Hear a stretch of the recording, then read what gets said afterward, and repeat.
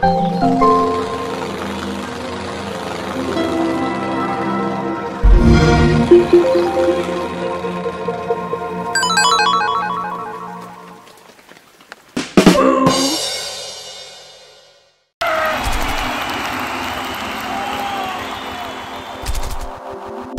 for throwback, FOOS.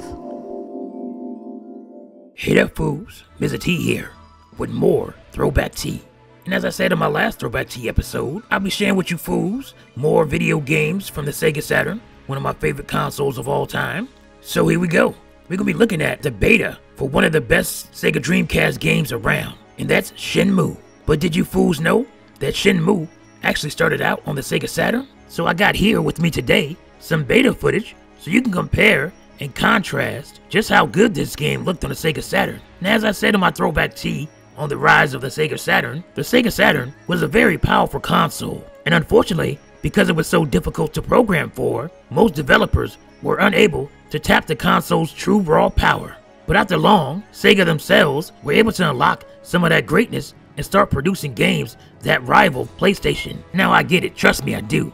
Some of you fools gonna look at this footage and be like, ugly and uglier.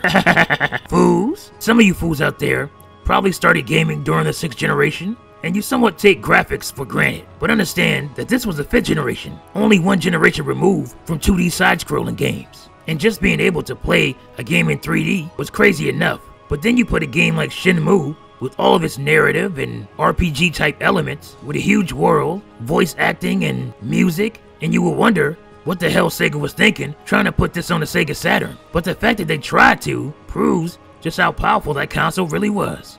So let's go ahead and take a look at this footage and see what you fools think about it. Alright, Shenmue, here we go with both versions. Now look at the amount of detail on the Sega Saturn. The thing that blows me away the most is that all the characters that I remember from the Dreamcast version look very close. Visually,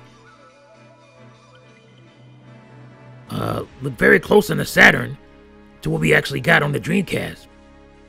And obviously, the Sega Dreamcast has a higher visual fidelity than the Sega Saturn. But the fact that, you can look at these characters on the Saturn and immediately know who they are. Here you have Lon D right here. He looks, very much like himself. Obviously with less polygons and not as fluid animation here. But everybody looks like themselves. I mean, I'm really surprised at just how good this game looked on the Sega Saturn. Especially because the console was notoriously so hard to program for. And it's pretty obvious that Sega was able to crack the problems, the early problems that they had with the Saturn development cycle. I'm just, I'm kind of blown away at the amount of detail. You just didn't see games like this on the Sega Saturn that had that cinematic, they had such a cinematic look to them. I mean, and for its time, the world of Shenmue was a pretty expansive world, and would have been one heck of a feat to pull off on the Sega Saturn.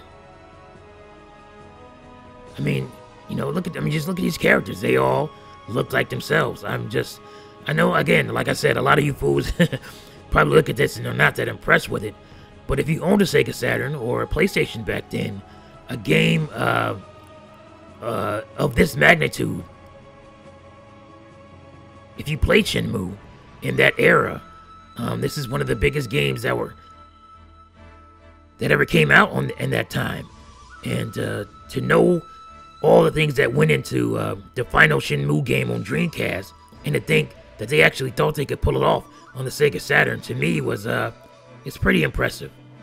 And like I said, you didn't see games this cinematic in the 5th generation.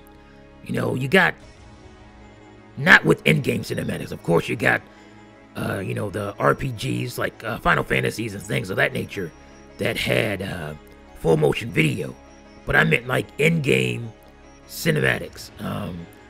You just didn't see them get this good. Or this close. I mean, the things that, I mean, like him petting this animal and, you know, all that stuff, you just didn't really see that. Especially from in-game graphics from a video game at this time. So it's pretty impressive to me.